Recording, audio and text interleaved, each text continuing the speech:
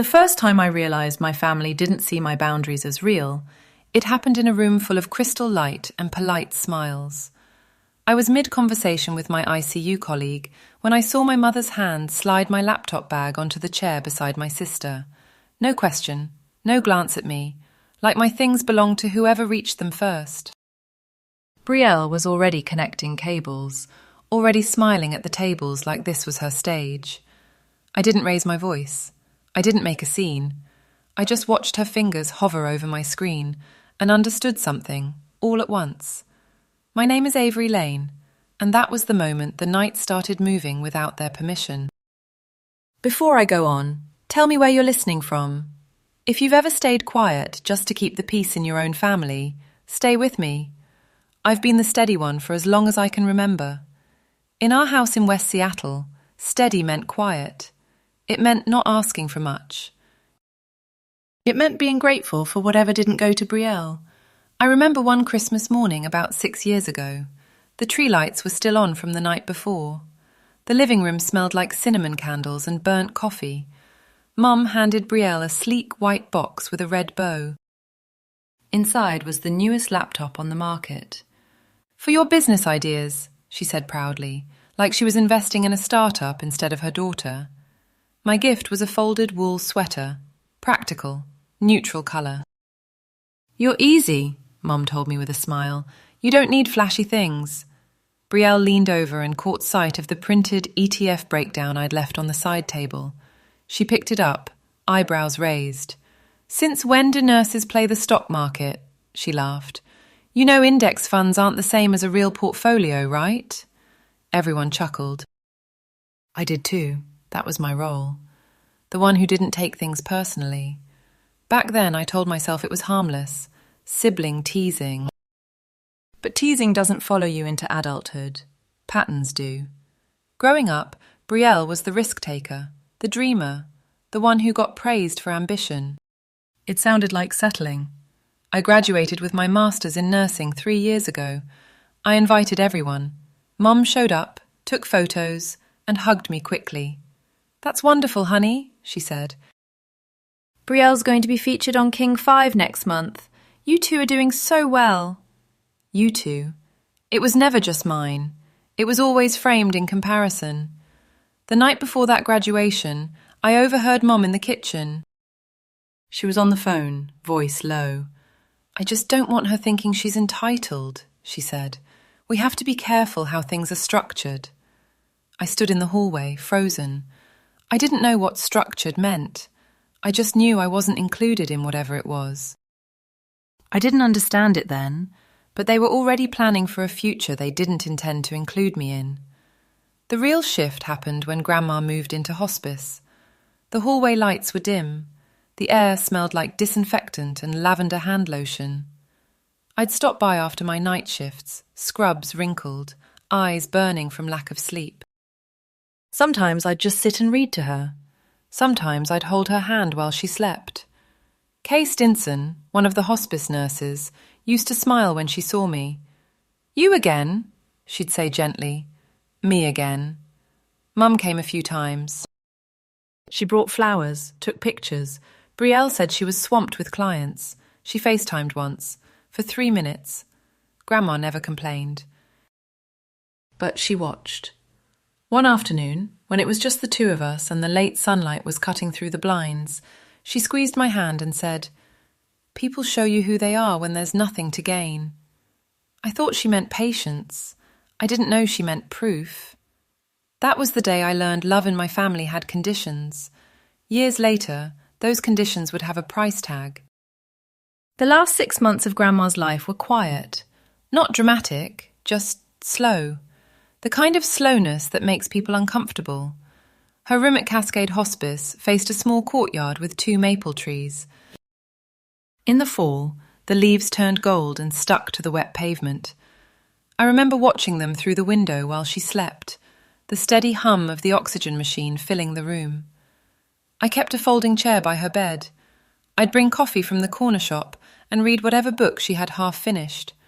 Sometimes she'd wake up and squeeze my hand, like she was checking to see if I was still there. I always was. Mum came 3 times that I can remember. Once with a casserole, once with a new sweater Grandma never wore, once with a pasta. Each visit lasted under an hour. She cried loudly, kissed Grandma's forehead, and left before the quiet settled back in.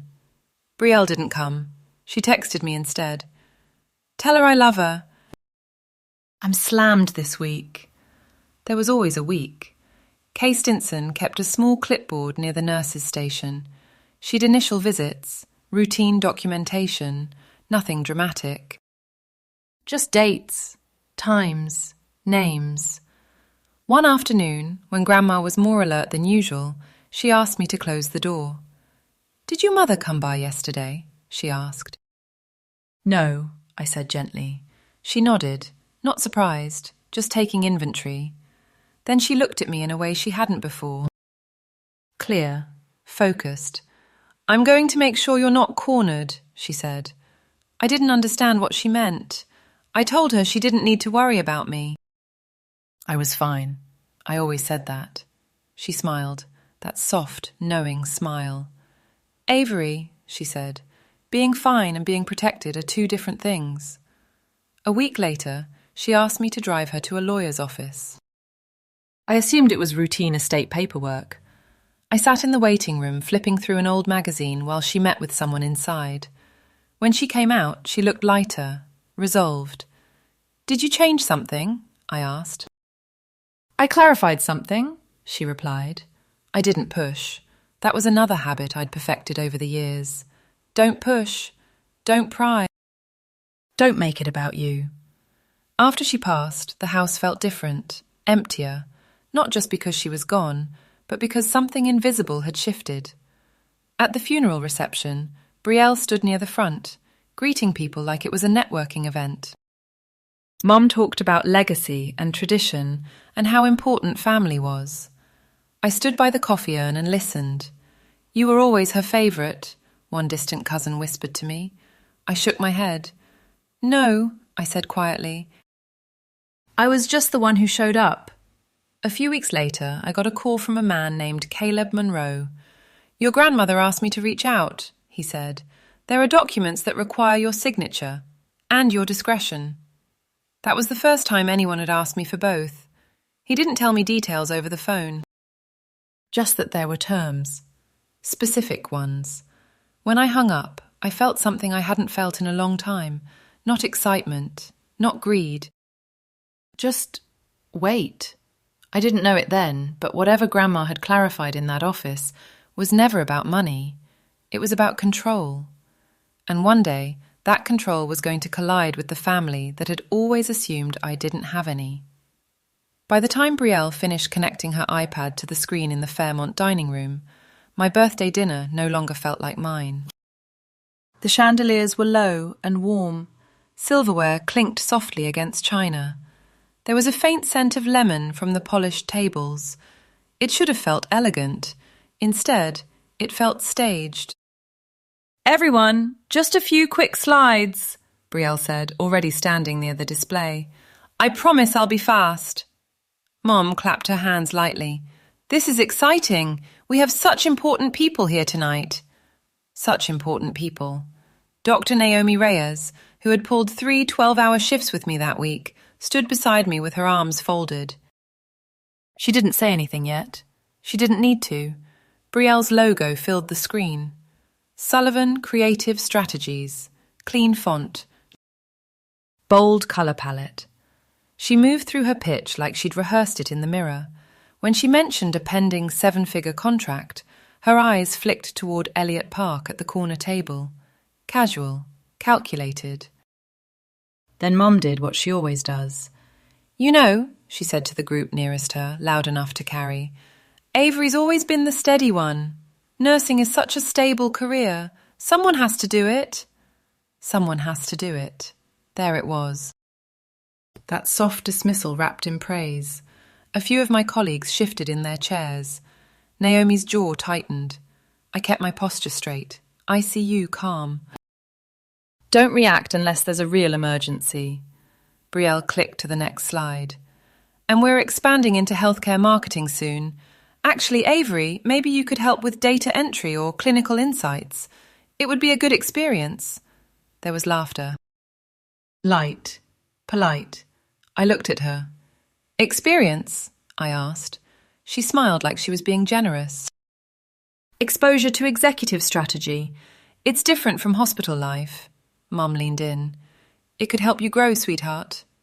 I've led critical care teams through codes at 3 a.m. I've had families collapse in my arms. I've made decisions that mattered. And somehow, in that room, I was being offered an unpaid internship. Before I could respond, Brielle added, Actually, I've been thinking, Avery, you should move out of Capitol Hill. It's expensive. I have a rental in Renton. It's modest, but it would suit your income.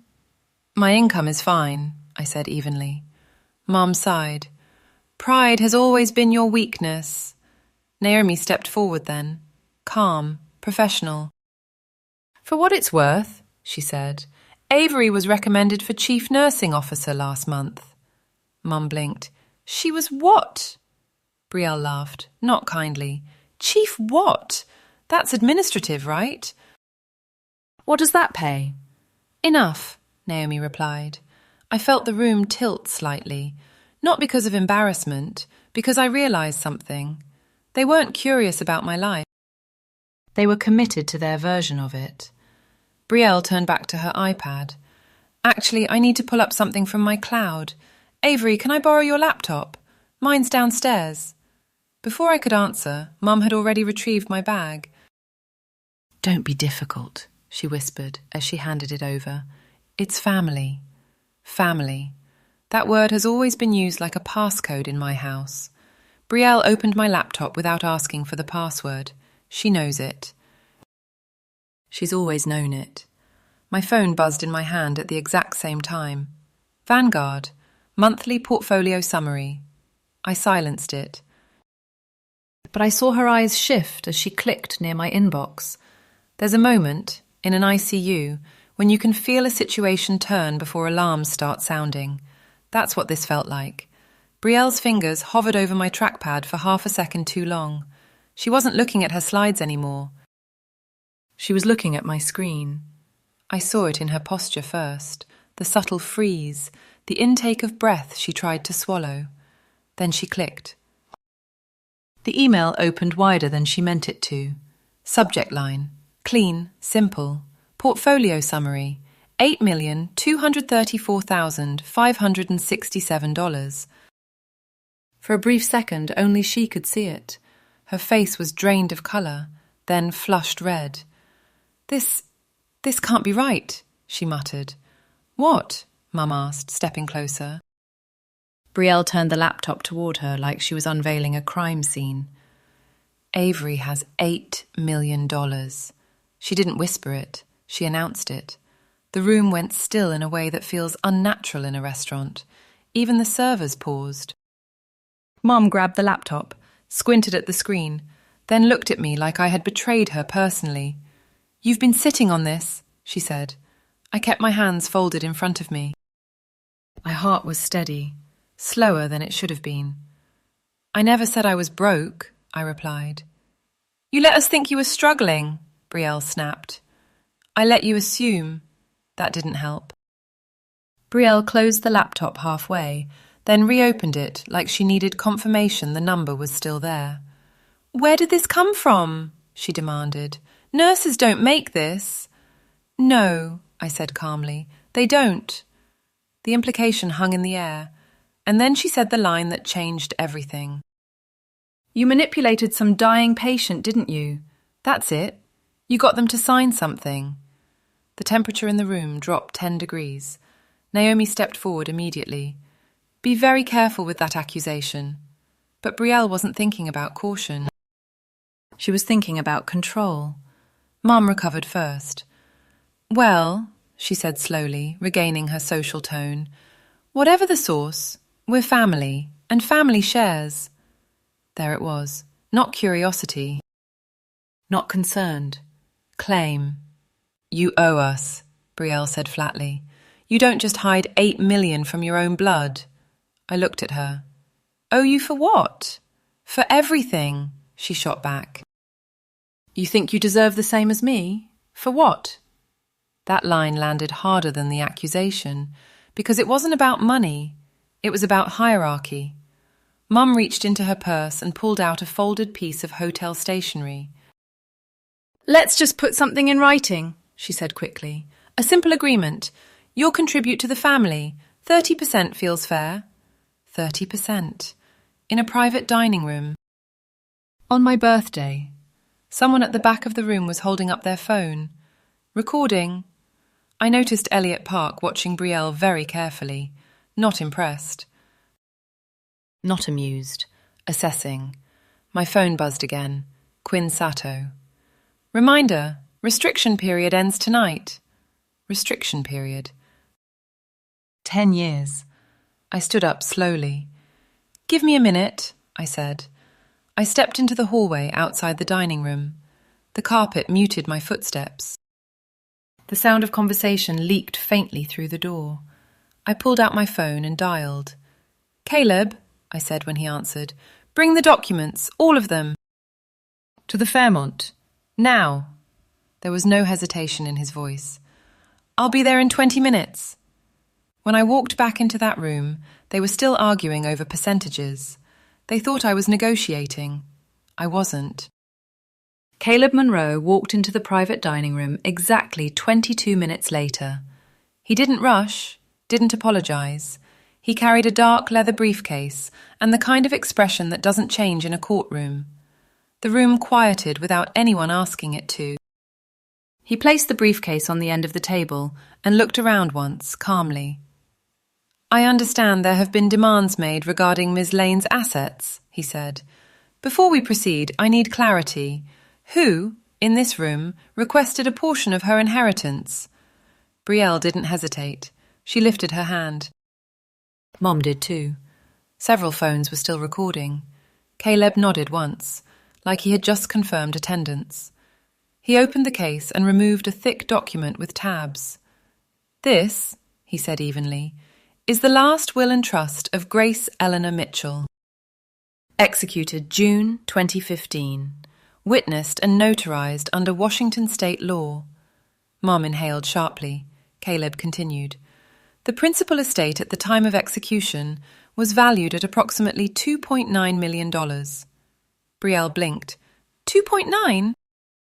But she has 8. Yes, Caleb replied. Ms. Lane invested the original distribution over a 10-year period. The growth is attributable to her own financial management. We have quarterly statements, tax filings, and advisory confirmations to support that. He tapped a tab labelled Portfolio History. No drama, just paper. Then he turned another page. There are conditions attached to the trust. First, a confidentiality clause. Ms. Lane was legally obligated to keep the existence and value of the inheritance private for a period of 10 years. He looked at me briefly. She compiled. I saw it then. The shift in Brielle's posture. The calculation is breaking down. Caleb moved to the next tab. Second, a documentation of hospice visitation logs during Ms. Mitchell's final 6 months. He placed photocopies on the table. Recorded visits, Avery Lane, 247, Candace Lane, 3, Brielle Lane, 0. The silence wasn't loud, it was hollow. Mom whispered, That's not fair, we were busy. Caleb didn't engage. Third, he said, voice steady, a forfeiture clause. Brielle straightened. Any individual who attempts to coerce, publicly shame, demand or claim entitlement to Ms. Lane's inheritance shall be permanently barred from receiving any present or future financial gifts, loans, or discretionary funds from the trust beneficiary. He paused just long enough for it to settle. In addition, he continued, a separate $1 million discretionary fund was established for any family member who demonstrated voluntary remorse and reconciliation without first making financial demands. Mom's face drained. Brielle stared at the papers like they might rearrange themselves. By publicly demanding percentages of Ms. Lane's assets tonight, Caleb said plainly, both of you have triggered the forfeiture clause. The reconciliation fund is no longer available to you. No raised voices, no gavel, just consequence. From the corner of the room, Elliot Park stood. "I think we're done here," he said quietly to Brielle. "Character matters in long-term partnerships." He didn't elaborate. He didn't need to. Brielle's phone began vibrating in her hand. I didn't smile. I didn't speak. I just looked at them and said, calmly, "Grandma prepared for this." The room didn't explode after that. It thinned. People stepped back. Conversations lowered. Chairs scraped softly against the carpet. No one wanted to be the next person on camera. Brielle was staring at her phone. The screen kept lighting up. Missed calls, messages, one notification after another. Mom looked smaller than I had ever seen her. "We didn't know," she said finally. Not to me, to the air. Caleb closed his briefcase with a quiet click. "Intent doesn't cancel documentation," he said. "The clause has been triggered." I stood there for another minute. Not triumphant, just steady. When I stepped into the hallway, Caleb followed. "There's one more thing," he said quietly. He handed me a slim envelope. "My name is written in my grandmother's handwriting." "A sealed codicil," he explained, "to be opened only if further pressure or legal action is attempted."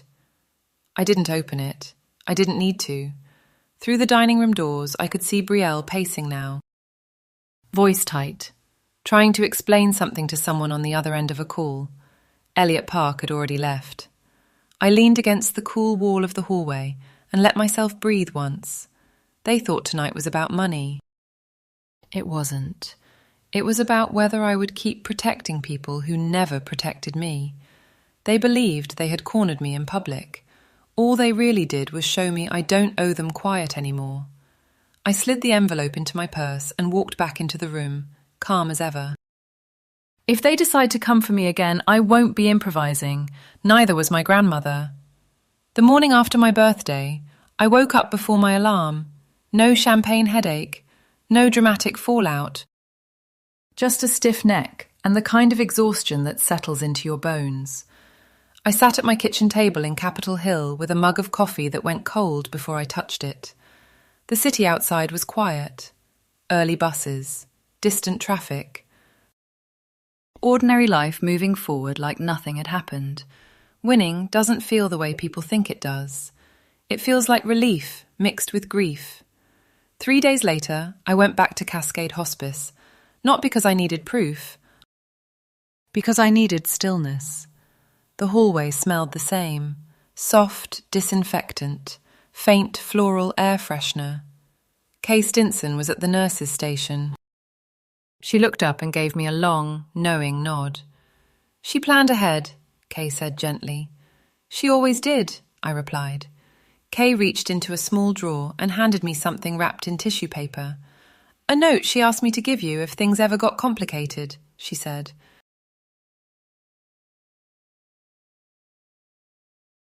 She protected the memory. She protected me the only way she knew how. That afternoon, my father knocked on my apartment door. He looked older than he had a week ago. "I should have spoken up years ago," he said. No excuses, just that. I didn't hug him immediately. "I can have a relationship with you," I told him, "but it has to be honest. And it has to be separate from Mom and Brielle." He nodded. That was enough for now. Later that week, I changed my passwords, updated account access, set one rule for myself. The moment money enters a conversation with family, the conversation ends. No yelling, no speeches, just boundaries. I accepted the chief nursing officer position quietly, signed the paperwork, started outlining the Grace Mitchell Nursing Scholarship without posting about it. Control doesn't look dramatic. Sometimes it looks like changing the locks and keeping one room exactly the way it was. That night, I held the small brass key in my hand and stared at it for a long time. Then my phone buzzed. A voicemail from Mum. Her tone was softer than usual, rehearsed. I didn't call back. Not yet. "I'm not afraid anymore. I'm paying attention now.